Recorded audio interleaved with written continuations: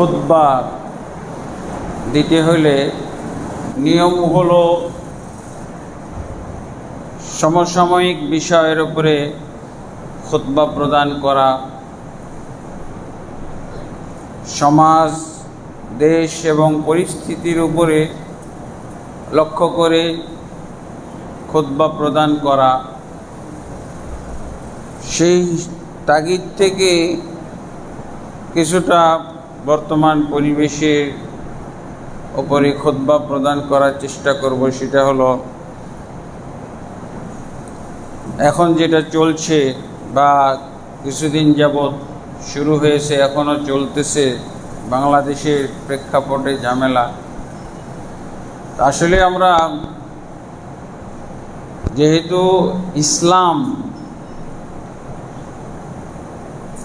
একেবারে কিয়ামত কাল পর্যন্ত মানব জাতির সমাধানের একটা ধর্ম, দিন, এবং এই দিন হলো আল্লাহর পক্ষ থেকে আসা, এবং এই দিন আল্লাহ হেফাজত করবেন এই মর্মে আল্লাহ তাবারক ওয়া তাআলা ওয়াদা করেছেন। অতএব সব বিষয়ে এবং সব সময়ের জন্য যে কোনো উদ্ভূত পরিস্থিতি এবং পরিবেশ প্রেক্ষাপটে ইসলামের সমাধান থাকবে। আল্লাহ তাবারক ওয়া তাআলা সূরা আনফালের 25 নম্বর আয়াতে বলছেন, ওয়াত্তাকু ফিতনাতান লা তুসিবান্নাল্লাযীনা যালামু মিনকুম খাসসা। আল্লাহ বলছেন যে তোমরা এমন ফিতনাকে ভয় করো, এমন ফিতনাকে ভয় করো যেই ফিতনাটা শুধু জুলুমকারী, শুধু যারা জুলুমকারী, পাপাচারী, অপরাধী, গুনাহগার, পাপ পঙ্কিলতায় ডুবে আছে তাদের মধ্যেই সীমাবদ্ধ থাকবে না, বরং সমাজের যারা ভালো ব্যক্তি, পরহেজগার ব্যক্তি, তাদেরকেও এই ফিতনা কি করবে? শামিল করবে। এই ফিতনা তাদেরকেও আক্রান্ত করবে, তারাও এই ফিতনায় পতিত হবে, নিমজ্জিত হবে। তারা যে ভালো মানুষ, আলেম, আবেদ, ইমাম, খতিব, পরহেজগার ব্যক্তি, এই যুক্তিতে বা এই কারণে তারা বেঁচে যাবে এমনটা কিন্তু এই আয়াতে নিশ্চয়তা দেওয়া হয় নাই। বরং কিছু কিছু ফিতনা আছে যেই ফিতনায় সবাই একসাথে আক্রান্ত হবে, সবাই ঝামেলায় পড়বে, সবাই কঠিন পরিস্থিতির শিকার হবে। ওয়ালামু আন্নাল্লাহা শাদীদুল আযাব শাদীদুল ইকাব। এবং আল্লাহ সতর্ক করছেন, তোমরা জেনে রেখো আল্লাহ তাবারক ওয়া তাআলা কঠিন শাস্তি দানকারী, কঠিন শাস্তি দিবেন। এই ফিতনাটা কি ধরনের হইতে পারে? এই ফিতনা দেখবেন হাদিসের কিতাবগুলোতে, আমরা তো না পড়া মুসলমান, প্রত্যেকটা হাদিসের কিতাবে, কোরআনে তো আছেই, আর প্রত্যেকটা হাদিসের কিতাবে পাঠ পাঠ করে আল্লাহ রাসূল সাল্লাল্লাহু আলাইহি ওয়াসাল্লাম বলেছেন, কিতাবুল ফিতান।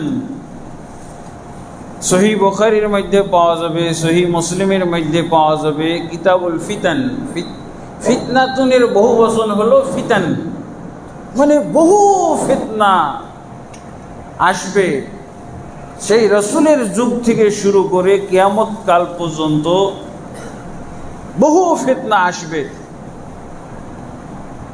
কিন্তু আজ এই কোরআনের আয়াতে যে ফিতনার কথা বলা হচ্ছে সেটা হলো এমন ফিতনা যে খারাপ মানুষও এর অনিষ্টতার মধ্যে পড়বে, এর অকল্যাণের মধ্যে পড়বে, এর বিপদের মধ্যে পড়বে, আর ভালো মানুষগুলো বিপদে পড়বে। ভালো মানুষ আমরা কাদেরকে বলবো? যারা হয়তো এই যে কমপক্ষে আমাদের দেশের মোটা বিবেকে যেটা বিচার করা হয়, জুমার মসজিদে যারা আসে, জুমার সালাত পড়তে আসে, এরপরে ভালো মানুষ হলো যারা 5 ওয়াক্ত সালাত পড়ে। এমনও খারাপ মানুষ বাংলাদেশে আছে, মুসলমান, যে ওরা জুমার দিনও আসে না, জুমার দিনও আসে না, ওকে আনতেই পারবেন না আপনি। অথচ আমাদের দেশে প্রচলিত ইসলামী দৃষ্টিতে আমরা মনে করে থাকি যে যারা জুমা পড়তে যায় এরা হলো মুসল্লি, ভালো মানুষ। এই যে জুমার সালাত পড়তে আসি, এমন ফিতনা চলতেছে, জুমার সালাত পড়তে এসে 5 ওয়াক্ত সালাত পড়তে এসে আপনি বাড়ি ফিরে যাইতে পারবেন কিনা তার কোনো গ্যারান্টি নেই। একটা তো গ্যারান্টি নাই, মালাকুল মউত যে কোনো সময় আক্রান্ত করতে, যে কোনো সময় অ্যাটাক করতে পারে, যে কোনো সময় আপনার জান কবজ করতে পারে। এটা স্বাভাবিক অবস্থায়, সুস্থ স্বাভাবিক, একেবারে পরিবেশ শান্ত, কোনো ঝামেলা নাই, এমন অবস্থায় তো মারা যেতে পারি। আল্লাহর পক্ষ থেকে আমার যে আয়ু দেওয়া হয়েছে, নির্ধারণ করা হয়েছে, আয়ু শেষ হয়ে গেলে মালাকুল মউত আসবে যে কোনো অবস্থায়, এটা তো একটা স্বাভাবিক আছে। আর এখন হলো কেউ আমাকে মেরে ফেলবে, এই আতঙ্কে আমি আছি, কেউ আমাকে মেরে ফেলবে, কার হাতে আমার জীবন চলে যেতে পারে, সেটা সাধারণ মানুষ হইতে পারে, পাবলিক হইতে পারে, পুলিশ হইতে পারে, সেনাবাহিনী হইতে পারে। এই বিরাট ফিতনার ব্যাপার, কঠিন ফিতনা। এই জন্য রসুল আল্লাহ তাবারক ওয়া তাআলা কি বলছেন? ইত্তাকু ফিতনাতান লা তুসিবান্নাল্লাযীনা যালামু মিনকুম খাসসা। তোমরা সেই ফিতনা থেকে বেঁচে থাকো যেই ফিতনার সময় শুধু জালেমরা, শুধু অন্যায়কারীরা, শুধু পাপাচারী অপরাধীরাই আক্রান্ত হবে না, পতিত হবে না, ভালো মানুষ সহ পতিত হবে। যেমন বর্তমান যে ফিতনা চলছে, এই ফিতনাতে যারা ইমাম, যারা খতিব, যারা আলেম, যারা বক্তা কি বলবে সেই বিষয়ে দিশেহারা, কি বক্তব্য দিবে, কি বিষয়ে খুতবা দিবে, সমসাময়িক বিষয়ে তো খুতবা দিতে হবে। এরকম বোবা খুতবা তো হবে না, তোতা পাখির বলি খুতবা হবে না, এই 12 চাঁদের খুতবা তো এটা জায়েজ নেই, আরবি বকওয়াস করা তো এটা জায়েজ নেই। অবশ্যই রাসূল সাল্লাল্লাহু আলাইহি ওয়াসাল্লামের জীবনে একটি খুতবাও পাওয়া যাবে না যেই খুতবাতে জনগণের সমাধান করেননি, যেই খুতবাতে ইসলামের কোনো বিষয় নিয়ে আলোচনা করেননি, যেই খুতবার মাধ্যমে মুসল্লিদেরকে ইসলামের কোনো বিষয় শিক্ষা দেননি। এইরকম অনর্থক বাজে খুতবা আল্লাহ রাসূল সাল্লাল্লাহু আলাইহি ওয়াসাল্লামের জীবনে কোথাও খুঁজে পাওয়া যাবে না, সাহাবীদের জীবনে খুঁজে পাওয়া যাবে না, তাবেঈদের জীবনে খুঁজে পাওয়া যাবে না, কোনো আলেমদের জীবনে খুঁজে পাওয়া যাবে না। কিন্তু আমাদের দেশে এরকম বোবা খুতবা দেওয়া হয়। এখন যে অর্থবোধক খুতবা দেব, এই খুতবা কার পক্ষে দেব, কার বিপক্ষে দেব, দিশেহারা না। এই জন্য আমরা ইসলামের পক্ষে, আমাদের খুতবা হবে ইসলামের পক্ষে। ইসলামের কথা বললে সব এসে যাবে। কোরআনের খুতবা দিলে সব বিষয়ে এসে যাবে। তুমি লড়ো, কোরআনের বিরুদ্ধে লড়ো, তুমি আল্লাহর বিরুদ্ধে লড়াই করো, তুমি রাসূলের বিরুদ্ধে লড়াই করো। আমি কারো পক্ষে নাই, আমি কোরআনের পক্ষে, আমি হাদিস সুন্নাহর পক্ষে, আমি ইসলামের পক্ষে খুতবা দেব। আর ইসলামই হলো সকল সমস্যার সমাধান দানকারী এবং সকল যুগের সমাধান দানকারী। আপনি খালি মিলাইয়ে নেবেন। আপনি কি করবেন? আপনার ডিউটি হলো মিলিয়ে নেওয়া। কোরআন কি আপনার নামে এসেছে নাকি? এই আলতু ফালতু কথা কি কোরআনে আছে নাকি? অমুক নেতার নাম, অমুক ওলি আল্লাহর নাম, এগুলো থাকবে নাকি? অমুক দলের নাম, এগুলো থাকবে নাকি? থাকবে না, আপনি মিলিয়ে নেবেন। তো এখানে আল্লাহ কি সতর্ক করেছেন, এখানে তাফসীরের মধ্যে যেটা বলা হয়েছে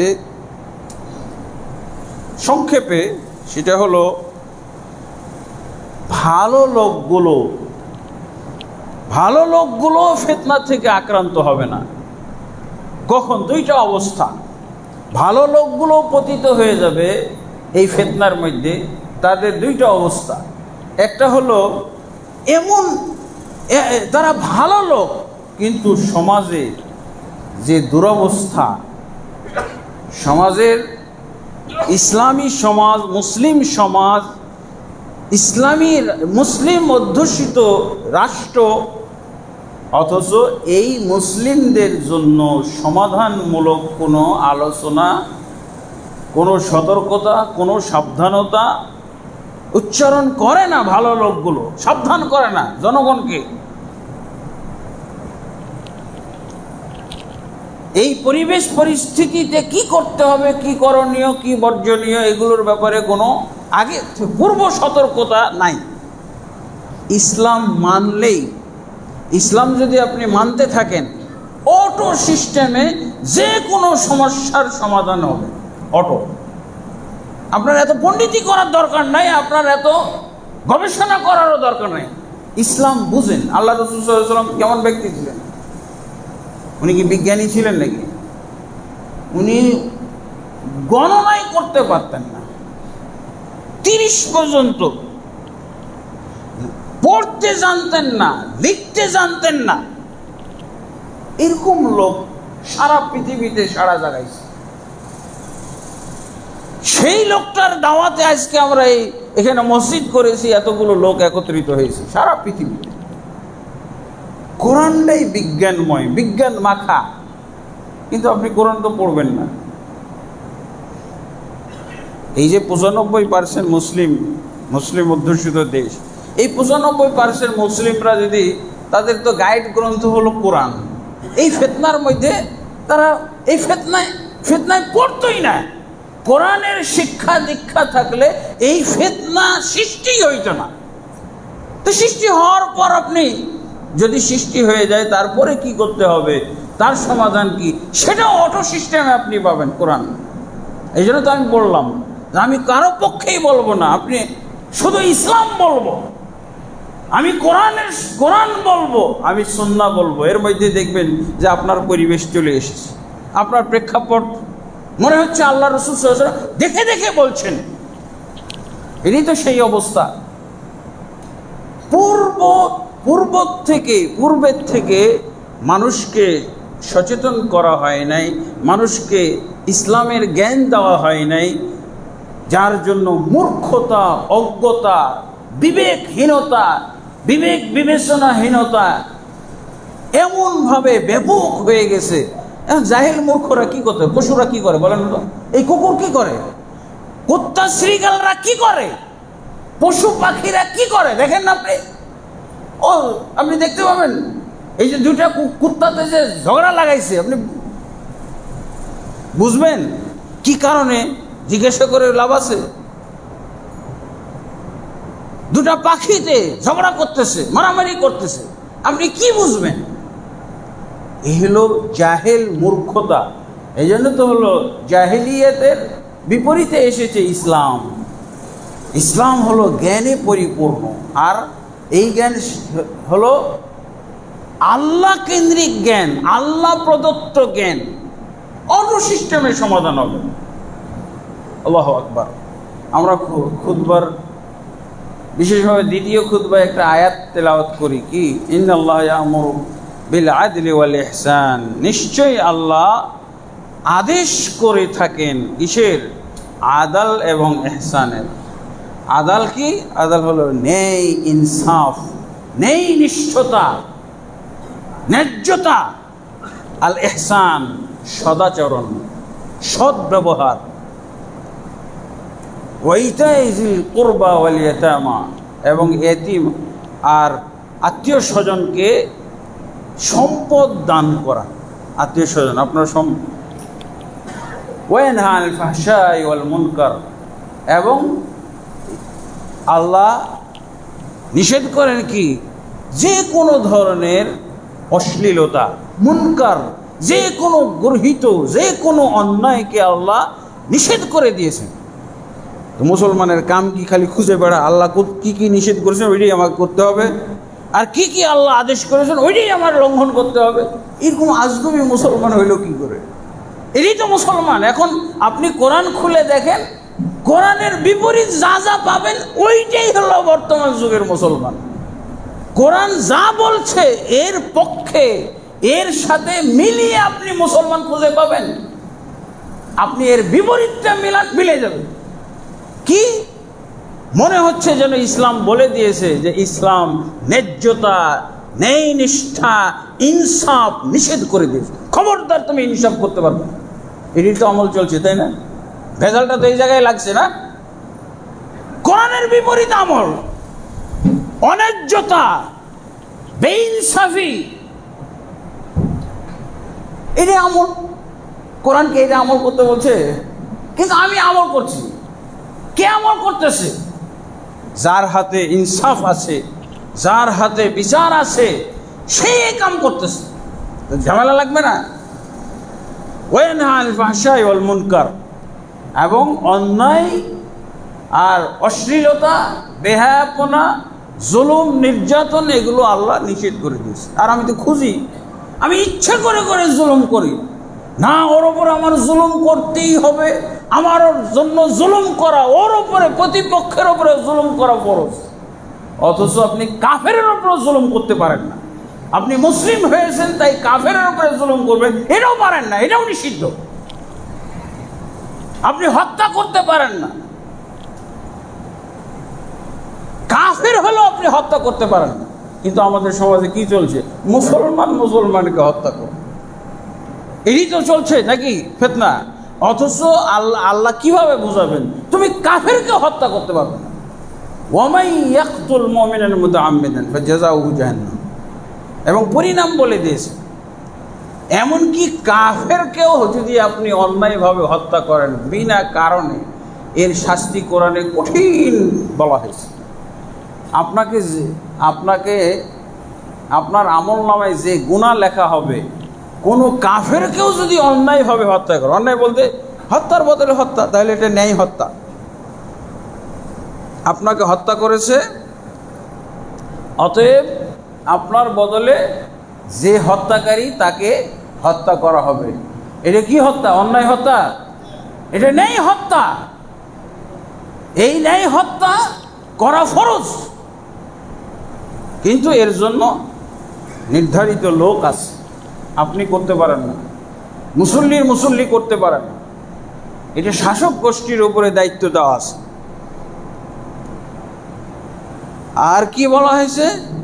যে মান কাতালা নাফসান বিগাইরি নাফসিন আও ফাসাদিন ফিল আরদি ফাকান্নামা কাতালান নাস জামিআন। আল্লাহু আকবার। পাপকে ভয় করা, কাফেররাও পাপকে ভয় করত। পাপ পঙ্কিলতা থেকে পরিষ্কার হওয়া, মাপ পাওয়া, কাফেররাও বুঝতো এটা যে আমার মাপ পাইতে হবে না। আমর ইবনুল আস রাদিয়াল্লাহু আনহু যখন মুসলমান হইতে আসলেন, আল্লাহ রাসূল সাল্লাল্লাহু আলাইহি ওয়াসাল্লামের হাতে হাত দিয়ে, দুইভাবেই মুসলমান হইতো, হাতে হাত রেখে কালেমা পড়তো, অথবা হাতে হাত না রেখেও কালেমা পড়ে মুসলমান হইতো। কালেমা পড়া কথা মোট কথা, কিন্তু বেশি পাকাপোক্তা মুসলিম, বেশি আন্তরিকতার সাথে, বেশি আগ্রহের সাথে ইসলাম গ্রহণ করার একটা পরিচয় ছিল হাতে হাত রেখে, এই হাতে হাত দাও। তো আমর ইবনুল আসকে আল্লাহ রাসূল সাল্লাল্লাহু আলাইহি ওয়াসাল্লাম বলছেন যে আমি হাত দাও, ইসলাম গ্রহণ করো। তা হাত বাড়িয়ে আবার টেনে নিলেন। তা আমর ইবনুল আস রাদিয়াল্লাহু বলছি, ইয়া রাসূলুল্লাহ, আমার কিছু কথা মনে পড়ে গেল, আমি এইটার আমি কিছু শর্ত করব, আমি ইসলাম গ্রহণের জন্য কিছু শর্ত করব। তো কি বলে, আল্লাহ রাসূল সাল্লাল্লাহু আলাইহি ওয়াসাল্লাম বলে, আচ্ছা ঠিক আছে, বলো তোমার শর্ত কি। তখন আমর ইবনে আস রাদিয়াল্লাহু বললেন, ইয়া রাসূলুল্লাহ, আমি অনেক পাপ করেছি, অনেক অপরাধ চর্চা করেছি, আমার জীবনে বহু অপরাধ, এই অপরাধগুলো আমাকে হাতুড়ি পিটা করতেছে, আমি আমার বিবেকের কাছে নির্যাতিত, আমার বিবেক আমাকে নির্যাতন করে। ইসলাম গ্রহণ করলে কি এই পাপ বোধ থেকে আমি মুক্তি পাবো? এই যে এত অপরাধ করেছি, এই অপরাধগুলো থেকে আমি মুক্তি পাবো? আল্লাহু আকবার।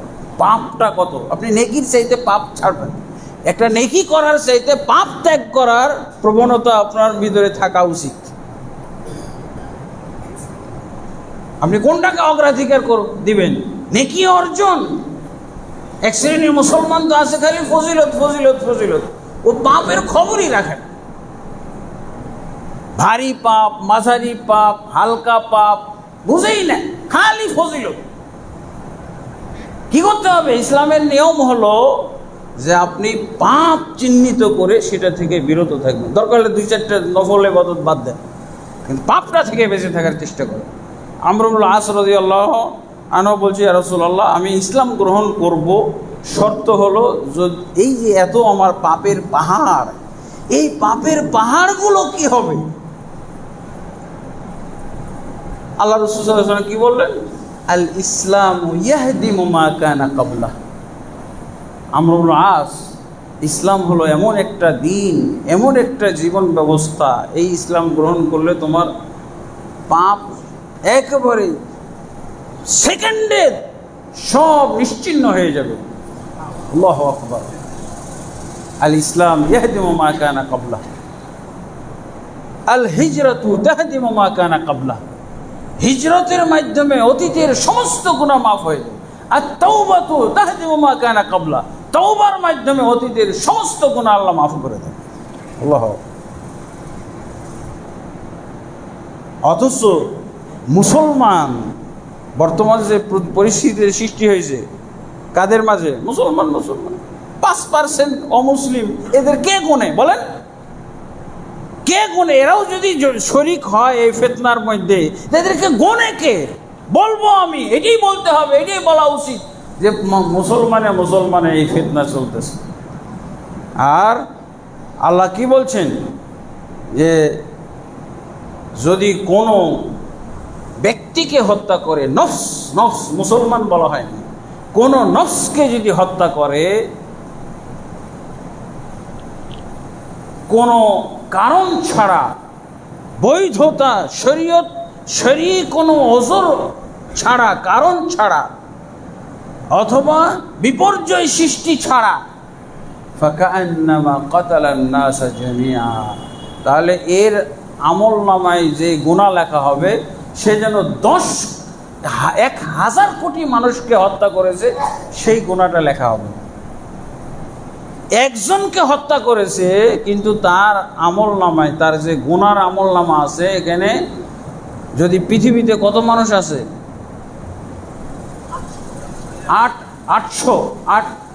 800 কোটি বা 1,000 কোটি ধরেন, এই 1,000 কোটি মানুষকে হত্যা করেছে, সেই গুনাহ লেখা হবে। সেই আদমের 2 সন্তান হাবিল কাবিল হাবিলকে হত্যা করেছিল। আজও সে যত হত্যাকাণ্ড হবে কিয়ামত কাল পর্যন্ত, প্রত্যেকের গুনার অংশ সে পাইতেই থাকবে। আল্লাহু আকবার। এটা মুসলমান জানলে এগুলো ঘটতো? মুসলমান, আমি তো ইসলাম দিয়ে সমাধান করব, আমি তো কারো পক্ষে বিপক্ষে নাই, আমি হলো কোরআনের পক্ষে, ইসলামের পক্ষে। দেখেন ইসলাম দিয়ে সমাধান হয় কিনা। আল্লাহ কি বলছেন? তুমি যদি, তোমার মধ্যে যদি পাপ বোধ থাকে, তুমি যদি পাপকে ভয় করো, তুমি যদি জাহান্নামকে ভাবো, জাহান্নামের খোরাক কি? পাপ না? যার আমল নামায় 800 কোটি মানুষ হত্যার গুনাহ লেখা হলো অন্যায়ভাবে কাউকে হত্যা করলো। আর আমাদের দেশে তো একটা পরিচিত শব্দই পেয়ে গেছে, বিচার বহির্ভূত হত্যা। বিচার বহির্ভূত হত্যার মানে কি? সব অন্যায় হত্যা। এই যে হত্যা, এই হত্যার মাধ্যমে কি হবে? এটা মামুলি কথা না তো, কিন্তু কি হয়েছে সময় এই 95% মুসলমানের কি ঘটছে? ওরা আখেরাতি বিশ্বাস করে না, ওরা জাহান্নামে বিশ্বাস করে না, ওর জাহান্নামের শাস্তিও বুঝে না, ও জান্নাতও বুঝে না। এরকম মুসলমানের দরকার আছে? আর কি ওয়ামান আহইয়াহা, আল্লাহ বলছেন যদি কোনো মানুষকে, কাফের হোক, কাফেরকেও সে যদি রক্ষা করলো তাহলে কি হবে? সে যেন 800 কোটি মুসলমানকে, 800 কোটি মানুষকে রক্ষা করলো, সেই নেকি লেখা হবে তার আমলনামায়। আল্লাহু আকবার। একটা আয়াতই তো যথেষ্ট, আর কোনো আয়াতের আর কোনো কিছুই লাগে না। এটাই সমাধান, এটাই সমাধান। তারপর আরো কত কি আছে। যাই হোক, আল্লাহ রাসূল সাল্লাল্লাহু আলাইহি ওয়াসাল্লাম ফিতনার কিছু বর্ণনা ব্যাখ্যা দিয়েছেন। তো একটা বলছিলাম যে কখন ভালো মানুষরাও এই ফিতনায় আক্রান্ত হবে, আল্লাহ রাসূল সাল্লাল্লাহু আলাইহি ওয়াসাল্লামের বা আল্লাহ তাবারক ওয়া তাআলা যে সতর্কতা দিলেন, এই সতর্কতার বাণী কখন তাদের উপরে প্রযোজ্য হবে? যখন তারা পরিবেশটা ঠিক করে না। এই পরিবেশের মানুষগুলোকে ইসলাম বুঝাই নাই, ইসলামের নিয়ম নীতিমালা, ইসলামের যে এরকম সুন্দর সুন্দর বিধান, এগুলো শোনাই নাই, বুঝাই নাই।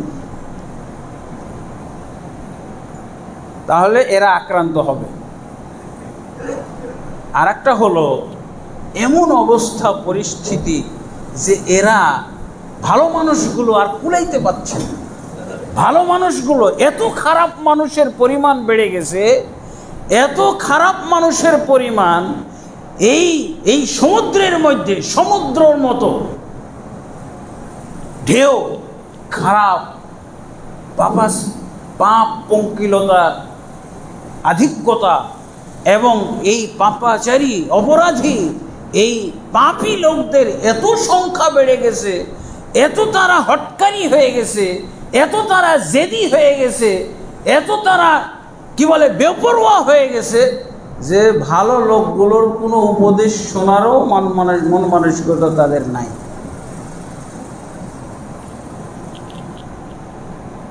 ভালো মানুষগুলোরও তখন কি হবে? তখন এরা যদিও আক্রান্ত হয়, কিন্তু আক্রান্ত হলেও অপরাধী বলে গণ্য হবে না। আর পূর্বের অবস্থায় তারা জনগণকে আগের থেকে সতর্ক করাই নাই, বুঝাই নাই ইসলাম কি, ইসলামের অমীয় বাণী তাদেরকে শোনাই নাই, ইসলামের বিধিবিধান তাদেরকে শোনাই নাই। তাহলে তারা কি হবে? ফিতনায় আক্রান্ত হবে এবং অপরাধী বলে গণ্য হবে। কিন্তু দ্বিতীয় অবস্থায় কুলাইতে পারছে না, কয়জনকে বুঝাবে? লাখে একজনও ভালো লোক নাই, এরকম অবস্থা। হাজারে একজনও ভালো লোক পাওয়া যাচ্ছে না, সবাই চলতেছে নিজের মনের মতো, খেয়াল খুশি, মনোবৃত্তির পূজারী, এইরকম অবস্থা। তাহলে তারা আক্রান্ত হলেও অপরাধী হবে না, আক্রান্ত হইতে পারে। যেমন আমি গত জুমার খুতবায় আমার গাড়ি ঘেরাও করছে, মিনিটের মধ্যে ভাঙচুর করে শেষ করে ফেলি। আধা পরে খুতবা দিতে আসছিলাম, কোনোভাবেই আর যাইতে পারি না। আসছি ঠিকই, কিন্তু আর যাইতে পারি না। যেদিকেই যাইতেছি, 19 তারিখ ছিল না 18 তারিখ মনে হয়, আর যাইতে পারতেছি না। পরে ওই ছাত্রদের সাথে আপোষ করা হলো, গাড়ি গোপনে এক চিপায় রেখে ছাত্রদের সাথে কথা বললাম। ভালো বুঝলো তারা যে আমি খুতবা দিতে গেছিলাম, খুতবা দিতে গিয়ে এই তো আর বাড়ি ফিরে আসতে পারতেছি না, আমি রাস্তাটাই ক্রস করতে পারছি না, খালি আগুন আর মারপিট চলতেছে দেখতেছি। তো তোমরা কি আমাকে পার করে দিতে পারবা? তো আলহামদুলিল্লাহ তারা কথা বুঝলো, শুনলো। তারা 2-3 জন লাঠি নিয়ে স্কট করে আমার গাড়ি রাস্তা পার করে দিল। যেই 3 জন আমার সামনে লাঠি নিয়ে আস্তে আস্তে যাচ্ছে, ড্রাইভার চালাচ্ছে, ডানে বামে থেকে এই দল বেঁধে তারা ঝাঁপিয়ে পড়তেছে গাড়ির উপরে। ওরা মনে করছে গাড়ি আটকাইছে, এখন লাগাও, এরকম অবস্থা। তো ওরা বললো যে যারা আমাদেরকে স্কট করে নিতেছে ওরা বলতেছে না না না না, এটা হুজুরের গাড়ি, এটাকে নিরাপত্তা দিছি, ঠিকঠাক পার করে দিই।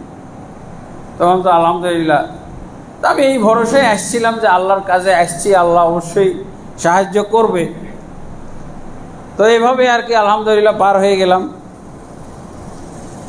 এই যে অবস্থাটা, তো আলহামদুলিল্লাহ, তা আমরা তো সেই ভূমিকায় এখন আছি। আমরা যতদূর পারতেছি বলার চেষ্টা করতেছি, আমরা কোনো পক্ষ বিপক্ষ না, আমরা খালি ইসলামের পক্ষে, আমরা শুধু কোরআনের পক্ষে, বাস। আমার কোনো পক্ষে যাওয়ার, কারণ কোন পক্ষকে আমি এই আয়াতের সাথে মিলিয়ে কোন পক্ষকে পাবো বলেন? এই আয়াতগুলোর সাথে মিলাইলে কোন পক্ষকে পাওয়া যাবে বলেন? এই যে আয়াতটা পড়লাম, প্রত্যেক খুতবায় আমরা পড়ে থাকি যে ইনসাফ যদি কায়েম করে তাহলে কি হয়? শান্তি আর শান্তি। ইনসাফ কাদের হাতে? যারা শাসক গোষ্ঠী তাদের হাতে হলো ইনসাফ, জনগণের ইনসাফ। আজকে ইনশাল্লাহ এই বিষয়েও আমার একটা পয়েন্ট আছে, মানে শাসকের উপরে জনগণের কি হক আর জনগণের উপরে শাসকদের কি হক, এই বিষয়ে বাস সমাধান। এটা কোথায় আছে? এটা ইসলামে আছে। জনগণের হক শাসকদের উপরে কি? আগে তো জনগণ, তারপরে না শাসক লাগবে? না আগেই শাসক তারপরে জনগণ তৈরি হবে? এই জন্য জনগণের হক শাসকের উপরে কি আর শাসকের হক জনগণের উপরে। দুইটা পয়েন্টে যদি আমি, কিন্তু এটা বোঝার আপনার আছে, সময় আছে, আপনার মন মানসিকতা আছে, হ্যাঁ, আপনার চিন্তা আছে না? আপনি খালি খুঁজতেছেন আমার পক্ষে কি বলে, এটারই অপেক্ষায় আছেন। না না না না, কোশ্চিন কালো আপনার পক্ষে নাই। আমি কোরআনের পক্ষে, আপনার পক্ষে নিয়ে আমি আখিরাত হারাবো নাকি? আপনার পক্ষে যে আমি জান্নাত হারাবো নাকি? আপনার পক্ষে হয়ে আমি দিন হারাবো নাকি? আমি ইসলাম হারাবো নাকি? আমি সব সময় আল্লাহ রসুল সাল্লাল্লাহু আলাইহি ওয়াসাল্লাম কোরআন এবং আল্লাহ রসুল সাল্লাল্লাহু আলাইহি ওয়াসাল্লাম তার হাদিসে ফিতনার সময় আমাকে কি করতে হবে, কি বলতে হবে সব শিখিয়ে রেখেছে। একটা অক্ষর কারো কাছ থেকে আমার শিখা লাগবে না, একটা অক্ষরও না, একটা অক্ষরও আমার পরিবেশ বা প্রেক্ষাপট থেকে আমার জানার দরকার নেই। আপনি মিলিয়ে নেন, আল্লাহ রসুল সাল্লাল্লাহু আলাইহি ওয়াসাল্লাম যা বলে গেছেন আপনার পরিবেশ প্রেক্ষাপট এক চুলও তার বাইরে নেই, এক চুল বাইরে যাওয়ার কোনো সুযোগ নেই। সব সমাধান দিয়ে গেছেন রাসূলুল্লাহ সাল্লাল্লাহু আলাইহি ওয়াসাল্লাম।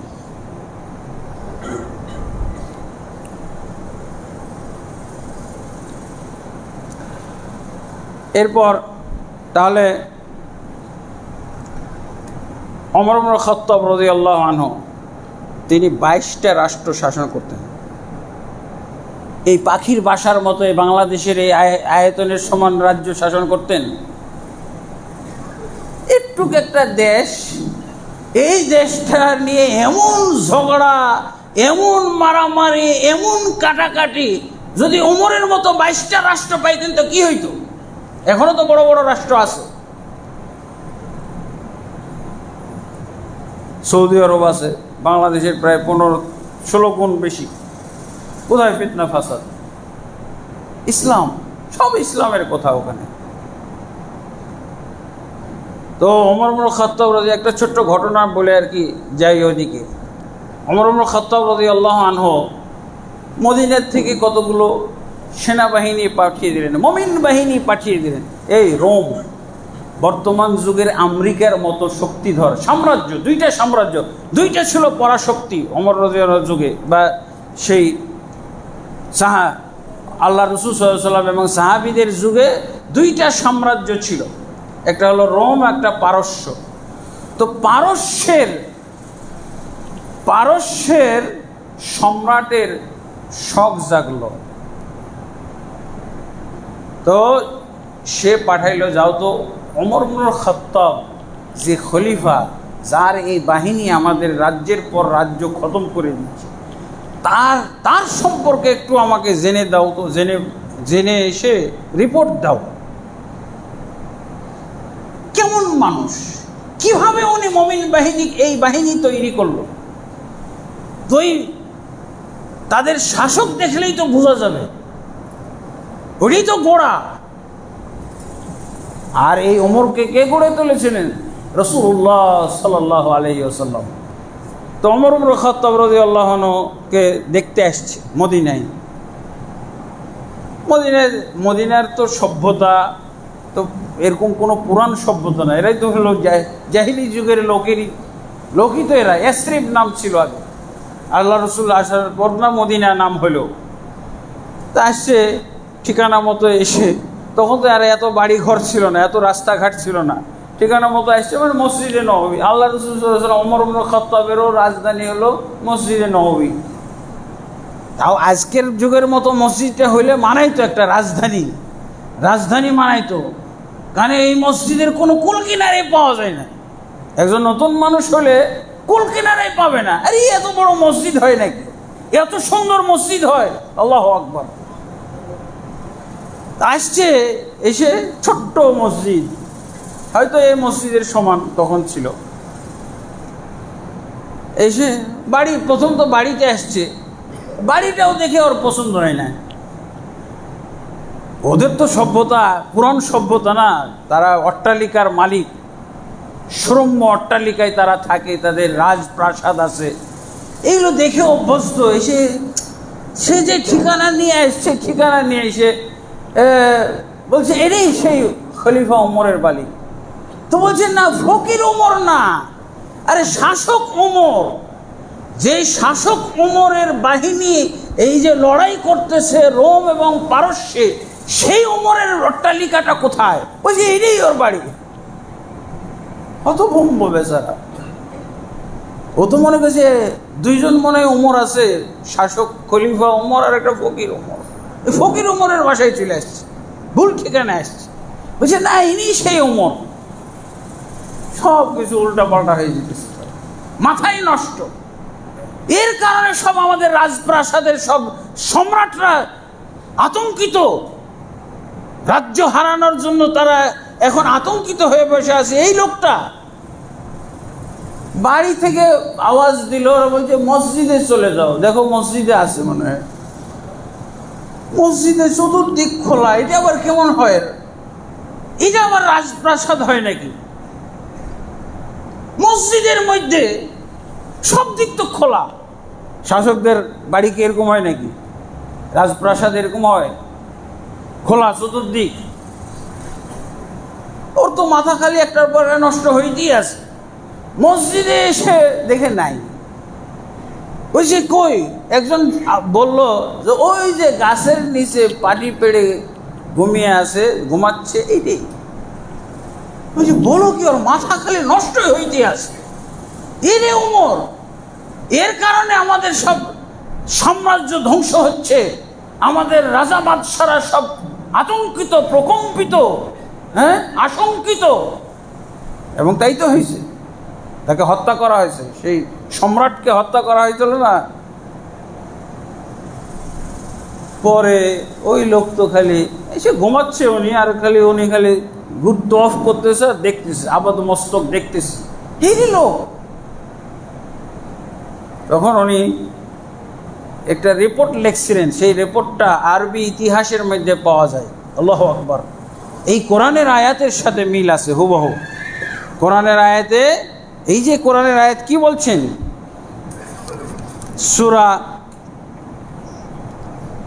সূরা নাহালের 90 নম্বর আয়াত, যেটা আমরা পড়ি দেখি, এই আয়াতের দেখেন প্রতিবিম্ব, এই আয়াতের বাস্তব, এই আয়াতের হলো জ্যান্ত ব্যক্তি, বাস্তব এবং জ্যান্ত ব্যক্তি। ইন্নাল্লাহ ইয়া'মুরু বিল আদলি ওয়াল ইহসান, আল্লাহ তোমাদেরকে আদল কায়েম করা, ইনসাফ, ন্যায্য নিষ্ঠতা কায়েম করার আদেশ দিয়েছেন। বাস আদেশ পালন করেন উনি। এই জন্য কোনো শত্রুই নেই, মুসলমানদের মধ্যে থেকে কোনো শত্রু নাই যাদেরকে শাসন করেন। তো উনি 3টা মাত্র শব্দে রিপোর্ট লিখছিল, কি? হাকামতা ফাআদালতা ফানিমতা। কি বলছে? হাকামতা ফাআদালতা ফানিমতা। বলছে তুমি শাসন ক্ষমতা, শাসন ভার হাতে নিয়েছ, আর তুমি ন্যায় নিষ্ঠা 100% কায়েম করে দিয়েছ, আরামে ঘুমাচ্ছ। এরই নিয়ম। কাফের বুঝে ফেললো একজন অগ্নিপূজক পারস্যবাসী, সেই রিপোর্টার, সেই সাংবাদিক, সেই কি বলে সফির, দূত, সে মূল্যায়ন করলো 3টা মাত্র শব্দ, হাকামতা, ফাআদালতা, ফানিমতা। তুমি শাসন ক্ষমতা হাতে নেওয়ার পর ন্যায্যতা কায়েম করে দিয়েছ, আর তোমার কোনো শত্রু নেই, আরামে যেখানে সেখানে ঘুমাইতেছ। আমাদের শাসকরা ঘুমাইতে পারবে কেন? দোষটা কি? এই যে একটু খালি ন্যায় ইনসাফটাই নাই, এই তো এইটুকুই নাই। এইটুক যে কত বড় জিনিস, আল্লাহু আকবার। তার আর বাড়ি ঘরই লাগে না, যেখানে সেখানে শুয়ে থাকে, কোনো শত্রুই নাই। এটাই তো দেখে তারা গবেষণা করলো এতদিন, যে এই লোক তো কোনো শত্রু টত্রু, তার তো বডিগার্ড নাই, তার কোনো দেহরক্ষী নাই, তাহলে এটাকে হত্যা করা যাবে, খুব সহজে হত্যা করা যাবে। এই গবেষণায় নেমে তাকে হত্যা করা হয়েছে। বডিগার্ড নাই, দেহরক্ষী নাই, তো ওই পারস্যের লোকেরাই হত্যা করছে। এই যে রিপোর্ট নিয়ে গেল না, তারা তো এটা নিয়ে গবেষণা করছে, তাহলে তো হত্যা করতে হবে। এই লাইন দিয়ে এই দিক থেকে তাকে হত্যা করা যাইতে পারে। তাহলে দেখেন কত ছোট্ট একটা রিপোর্ট, এই রিপোর্টটা মুখস্থ করতে পারবো আমরা জনগণ, আমাদের শাসক গোষ্ঠী, আমাদের এই কথাটা, এই কাফের ব্যক্তির কথাটা, রিপোর্টটা দেখেন কোরআনের সাথে মিলে যাচ্ছে। একটা অগ্নিপূজক একজন দূত কিভাবে বলছে, মূল্যায়ন করছে, অভিজ্ঞতা থেকেই সে বলে ফেলেছে, যেটা কোরআনের সাথে মিলে গেছে। হাকামতা ফাআদালতা ফানিমতা। বাস, যেই ব্যক্তি শাসন ক্ষমতা পাবে, শাসক হবে, আর ন্যায্যতা কায়েম করবে, নিষ্ঠতা কায়েম করে দিবে, তাহলে কি তার ঘুমাইতে আর কোনো, চলাফেরা করতে আর কোনো সমস্যা থাকবে না। ঠিক আছে, আলহামদুলিল্লাহ। এটা হলো ইসলাম। কিন্তু এটা করতে পেরেছি, এটা কি কোরআনে নাই? এটা কি কার কোরআনে আছে? শাসক গোষ্ঠীর কাছে যে কোরআন আছে, যে কোরআনে এই আয়াত নাই, এই আয়াত জীবনে পড়ে দেখেছে? তো আলহামদুলিল্লাহ। তো রাসূলুল্লাহ সাল্লাল্লাহু আলাইহি সাল্লাম এই ফিতনার ব্যাখ্যা দিয়েছেন, ফিতনাগুলো কেমন হইতে পারে। আল্লাহু আকবার। দেখেন একেবারে অক্ষরে অক্ষরে মিলে যাবে। ফিতনা কেমন হইতে পারে, বিভিন্ন ফিতনার বিভাগ আছে। ফিতনা হতাহত বিভাগ, হত্যাযজ্ঞের বিভাগ। ফিতনার একটা বিভাগ হলো হত্যাযজ্ঞ চলবে। কে কাকে হত্যা করছে, কে কখন নিহত হবে, এটা আল্লাহ রাসূল সাল্লাল্লাহু আলাইহি ওয়াসাল্লাম বলে গেছেন, সেই যুগে বলে গেছেন। আমরা যদি ইসলামের পরিবেশ ঠিক না রাখি, আমরা যদি ইসলামের মূল্যবোধ না বুঝি, আমরা যদি ইসলামের বিধিবিধানগুলো যদি না জানি, না বুঝি, না মানি, তাহলে এই যুগ চলে আসবে। এটা হলো কিয়ামতের। আর যত কিয়ামতের সময় ঘনিয়ে আসবে, কাছিয়ে আসবে, হ্যাঁ, ততই এই ধরনের আলামতগুলো, এই ধরনের ফিতনাগুলো সামনে আসবে, সমাজে প্রকাশিত হবে, সমাজে এগুলোর আবির্ভাব ঘটবে। দেখেন রাসূলুল্লাহ সাল্লাল্লাহু আলাইহি ওয়াসাল্লাম কি বলছেন, ওয়াল্লাযী নাফসি বিয়াদিহি লা তাযহাবুদ দুনিয়া। যেই জাত পাকের হাতে আমার জীবন রয়েছে, তার কসম করে বলছি, এই দুনিয়া নিঃশেষ হবে না, এই দুনিয়া চলে যাবে না, বিদায় হবে না, যতক্ষণ পর্যন্ত এমন সময় মানুষের উপরে না আসবে। কেমন সময়? যেই সময় লা ইয়াদরিল কাতিলু ফিমা কাতালা। হত্যাকারী, ফিতনাটা কি হবে? হত্যার ফিতনা। হত্যাকারী জানবে না কেন লোকটাকে হত্যা করলো, ও বুঝবেই না, বাস গুলি করে দিচ্ছে, ছুরি মেরে দিচ্ছে। একজন দৌড় দিয়েছে, তাকে ছুরি মেরে দিচ্ছে। আমাদের একজন মুসল্লি নাকি আহত করা হয়েছে। কেন? ওই হত্যাকারী জানে কেন তাকে আঘাত করলো অস্ত্র দিয়ে, কেন আঘাত করলো ও জানে? আর কেন সে আঘাত খাইলো, কেন তাকে হত্যা করার চেষ্টা করা হলো, কেন তাকে জখম করা হলো, ও কি জানে? এই যে চলে আসতেছে আল্লাহ রাসূল সাল্লাল্লাহু আলাইহি ওয়াসাল্লামের হাদিসে চলে আসছে, ওয়ালাল মাকতুলু ফিমা কুতিলা, নিহত ব্যক্তি বলতে পারবে না কেন তাকে হত্যা করা হয়েছে। যেই শিশুটা বাবার সাথে খেলতেছিল, যেই শিশুটা বিছানার ঘরের মধ্যে ঘর দরজা জানালা লাগিয়ে বাচ্চা নিয়ে হয়তো আনন্দ ফুর্তি করতেছিল, এই সময়ে ও কি জানে নাকি ফিমা কুতিলা, কেন কি কারণে তাকে হত্যা করা হয়েছে? এগুলো কিন্তু আমরা আজকে খুব এই প্রশ্নগুলো ব্যাপকভাবে সামাজিক যোগাযোগ মাধ্যমে, সংবাদের মাধ্যমে, বিভিন্ন বক্তাদের বক্তব্য বিবৃতির মাধ্যমে শুনতেছি না, কেন হত্যা করা হলো, কেন কেন কেন এগুলো শুনতেছি না। এটা আল্লাহ রাসূল বলে রেখেছেন। হ্যাঁ, এরকম প্রশ্ন আসবে, এরকম মানুষ বুঝবে না, এর নাম হলো ফিতনা।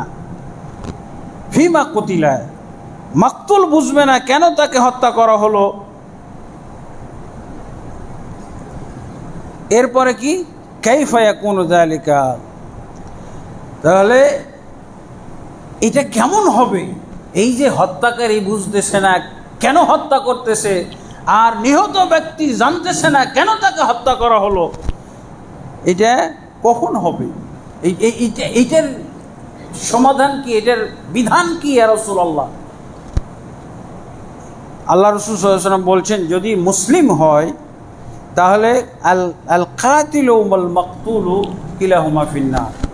কাতিল মাকতুল, হ্যাঁ, এটা হলো একটা অবস্থা, হত্যাকারী এবং নিহত ব্যক্তি উভয়ই জাহান্নামী। এইটার অবশ্য ব্যাখ্যা আর এক হাদিসে এসেছে, ইযা তাকাল মুসলিমানি বিসাইফিহিমা ফাল কাতিলু ওয়াল মাকতুলু কিলাহুমা ফিন্নার। যখন দুইজন মুসলিম ব্যক্তি তলোয়ার নিয়ে এক অপরের সাথে লড়াই শুরু করবে, তা আল্লাহ রাসূল সাল্লাল্লাহু আলাইহি ওয়াসাল্লাম বলছেন উভয়ই জাহান্নামী। নিহত ব্যক্তি জাহান্নামী আর হত্যাকারী ব্যক্তিও জাহান্নামী। তো সাহাবীরা জিজ্ঞেস করলেন, ইয়া রাসূলুল্লাহ হাযাল কাতিল ফামা বালুল মাকতুল, ইয়া রাসূলুল্লাহ আমরা তো বুঝতেছি যে হত্যাকারী জাহান্নামী, এটা তো বুঝতেছি, মাথায় আসতেছে, কিন্তু নিহত ব্যক্তি কেন জাহান্নামী হবে? আল্লাহ রাসূল সাল্লাল্লাহু আলাইহি ওয়াসাল্লাম বলছেন, কানা হারিসান আলা কাতলি আখিহি, এই যে নিহত ব্যক্তি, এর একটা আশা ছিল যে সে তার প্রতিপক্ষকে হত্যা করবে, এই জন্য নিয়তের কারণে তাকে সে জাহান্নামে যাবে। উভয়ই জাহান্নামী, নিহত ব্যক্তি আহত ব্যক্তি উভয়ই জাহান্নামী। মুসলিম না, আমাদের দেশে 95% তো মুসলমান, তাই না? 95% মুসলিম অধ্যুষিত মানুষ। এই যে হতাহতগুলো হচ্ছে, এগুলো সব মুসলমানের ভিতরে, মুসলমানের মধ্যে। এরপর আল্লাহ রাসূল সাল্লাল্লাহু আলাইহি ওয়াসাল্লাম আরও বলছেন, একটা লা তাকুমুস সাআতু হাত্তা ইয়াফিদাল মাল হাত্তা ইউকবাদাল ইলম, কিয়ামত অনুষ্ঠিত হবে না যতক্ষণ পর্যন্ত এলেম উঠিয়ে না নেওয়া হবে। এলেম উঠিয়ে নেওয়া, কিসের এলেম? ইসলামের এলেম, দ্বীনের এলেম, তাওহীদের এলেম, সুন্নাহর এলেম, ফিতনার এলেম, ফিতনা ফাসাদের সময় কিভাবে আমাকে চলতে হবে, আমার কি করণীয়, সবরের এলেম উঠিয়ে নেওয়া হবে। ওয়াতাকসুরুজ জালাজিল, বেশি বেশি ভূমিকম্প হবে, ভূমিকম্প। ওয়ায়াতাকারাবুজ জামান, এবং যুগ নিকটবর্তী হয়ে যাবে। হঠাৎ করে জুমার বার চলে আসতেছে, অল্প দিনেই মাস শেষ হয়ে যাচ্ছে, অল্প দিনেই বছর চলে আসতেছে, অল্প দিনেই মনে হচ্ছে মানুষ বুড়া হয়ে যাচ্ছে। আরে সেদিন তোমাকে দেখলাম চুল দাড়ি সব কাঁচা কালা, আজকে তোমার মেহেন্দি লাগানো কেন? হতভম্ব, আরে আমারও তো এরকম অবস্থা। এই যে অবস্থাটা, অল্প দিনই মানুষের বয়স মনে হচ্ছে বেড়ে যাচ্ছে। তারপরে ওয়াতাজহারুল ফিতান, আর বিভিন্ন ধরনের ফিতনা ফাসাদ জাহের হবে, আবির্ভাব লাভ করবে। ওয়ায়াকসুরুল হারাজ, এবং এই যে কতল কেতাল, হতাহতের পরিমাণ বেড়ে যাবে। আর হাত্তা ইয়াকসুরা ফীকুমুল মাল ফায়াফিদ, আর মানুষের ধন সম্পদও সেই সময় বেড়ে যাবে। নিজেই কিনে নেবে অস্ত্র শস্ত্র, লাইসেন্স দরকার নাই, সরকারের দেওয়ার দরকার নাই, নিজেই কিনে ফেলবে, আমদানি করে ফেলবে। হ্যাঁ, টাকা পয়সার অভাব নাই। এই তোকে মারতে কয় টাকা লাগবে রে? তোকে হত্যা করে গুম করে ফেললে কয় পয়সা খরচ যাবে, সে টাকা আমার কাছে আসে, বলেই দিচ্ছে। তোর মতো 10 জনকে আমি একদিনেই গুম করে ফেলতে পারি। কেউ টাকার বিনিময়ে, কেউ ক্ষমতার বলে, এইভাবে চলছে। রাসূলুল্লাহ সাল্লাল্লাহু আলাইহি সাল্লাম আরেকটা হাদিসের মধ্যে বলছেন, সেটাও ফিতনার সময় সম্পর্কিত হাদিস। আমাদের বেশি বেশি করে এই ফিতনার হাদিসগুলো পড়া দরকার। এটা মুসনাদ আহমদের মধ্যে হাদিসটা এসেছে। রাসূলুল্লাহ সাল্লাল্লাহু আলাইহি সাল্লাম বলছেন, আনা বাইনা ইয়াদাই সাদ আল হারাজ কিলা ওয়ামাল হারাজ ক্বালা আল কাযিব ওয়াল কতল। আল্লাহ রাসূল সাল্লাল্লাহু আলাইহি সাল্লাম বলছেন যে হারাজ হচ্ছে, হারাজ মানে একটা বিভীষিকাময় পরিবেশ। এই বিভীষিকাময় পরিবেশ বলতে আল্লাহ রাসূল সাল্লাল্লাহু আলাইহি সাল্লাম ব্যাখ্যা দিচ্ছেন কি, আল কাযিব ওয়াল কতল, মিথ্যা বেড়ে যাবে। মিথ্যা, আরে এখন মিথ্যার বেশাতি দেখি। এই মিথ্যার কারণে কত যে ফিতনা ফাসাদ বাড়তেছে। বর্তমান যুগের যে রাজনীতি, এই রাজনীতির 100%ই বা 99%ই মিথ্যার উপরে চলে। 100% বলা যেতে পারে মিথ্যা, এখানে সত্য বলে কিছুই নাই। বর্তমান যুগের রাজনীতি কেন আমরা বলি রাজনীতি করা হারাম? রাজনীতি করা হারাম বলতে হলো প্রচলিত রাজনীতি করা হারাম, এই গন্ডগোলের রাজনীতি করা হারাম। আমরা গণতন্ত্রকে, আমি সবসময় গন্ডগোল তন্ত্র বলি। ফরজ গণতন্ত্রের মধ্যে গন্ডগোল করা ফরজ। আর গণতন্ত্রের মাধ্যমে এই ফিতনাগুলো আসবে। কে কাকে হত্যা করবে, কে কার পক্ষে, কিছুই বোঝার উপায় না। হঠাৎ করে এসে ঢুকিয়ে গেল, বাস মারামারি শুরু হয়ে। তো আল্লাহ রাসূল সাল্লাল্লাহু আলাইহি ওয়াসাল্লাম বলছেন যে আগে হলো মিথ্যা, এমন এমন মিথ্যা বলা হবে সহ্যই হয় না, রক্ত গরম করার মতো হত্যা করা, এত মিথ্যা সহ্য হয় না। মিথ্যা আর মিথ্যা। আল্লাহ রাসূল সাল্লাল্লাহু আলাইহি ওয়াসাল্লাম এই যে বিভীষিকাময় এই ফিতনাগুলো আসবে, মিথ্যা, তারপরে আসবে হতাহত। তারপরে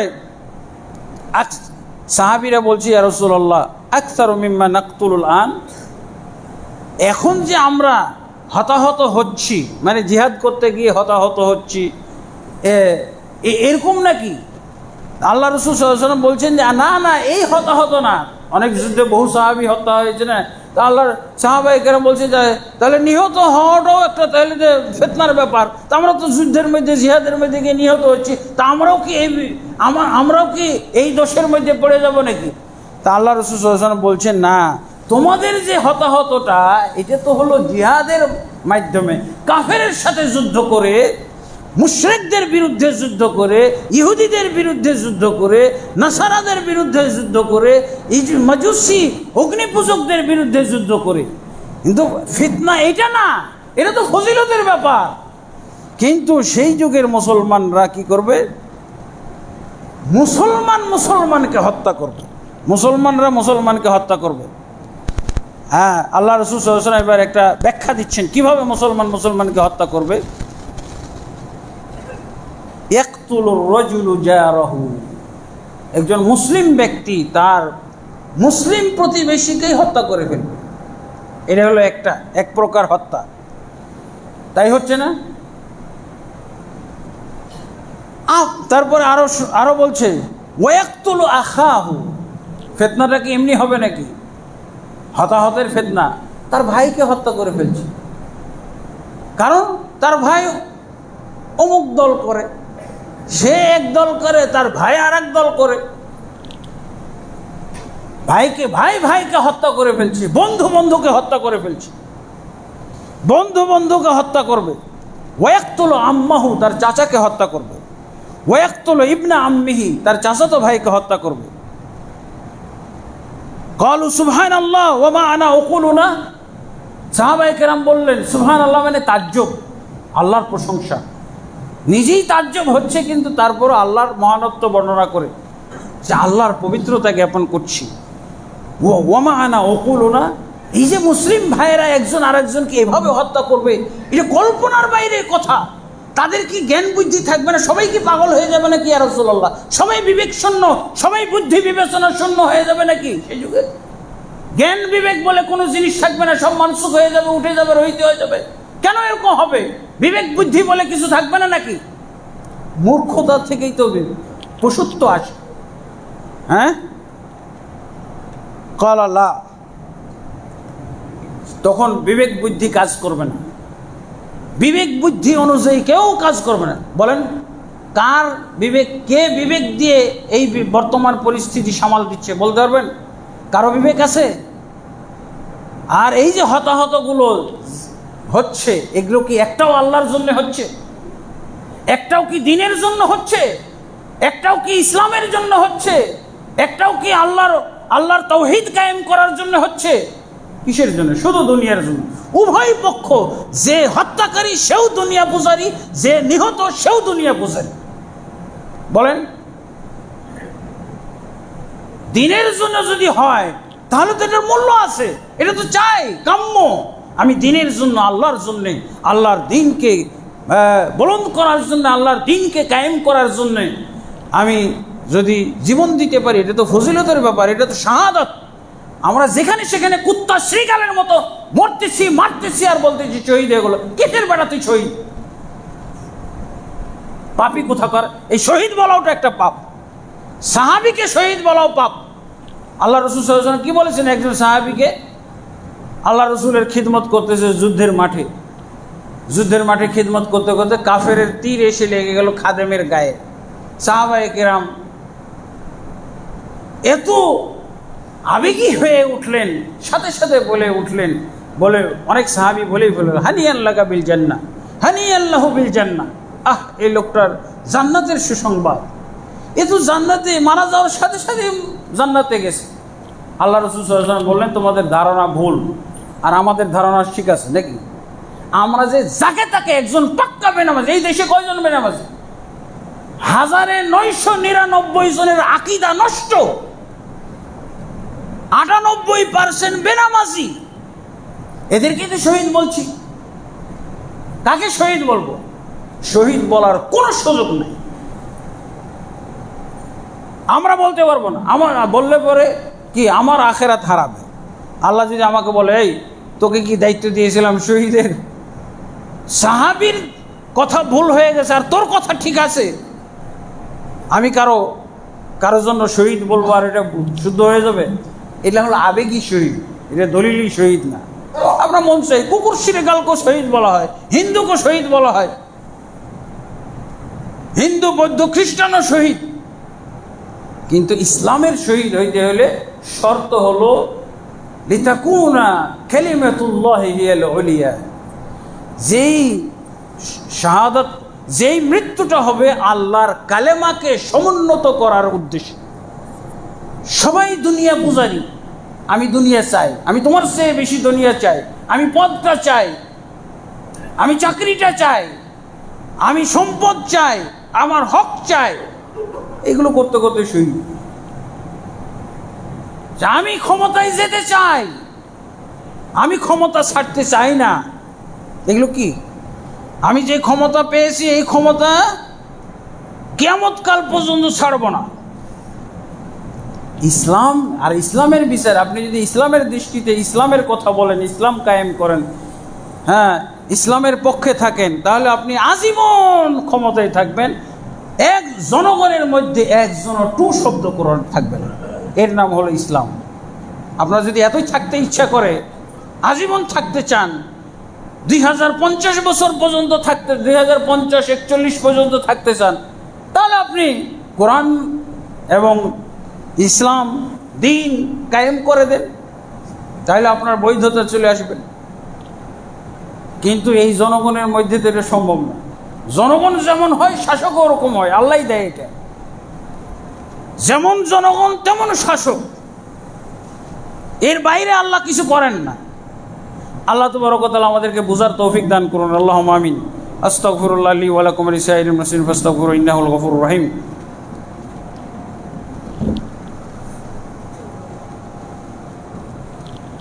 আলহামদুলিল্লাহি রাব্বিল আলামিন ওয়াসসালাতু ওয়াসসালামু আলা আশরাফিল আমবিয়াই ওয়াল মুরসালিন নবিয়িনা মুহাম্মাদিন ওয়া আলা আলিহি ওয়া সাহবিহি আজমাইন, আম্মা বা'দ।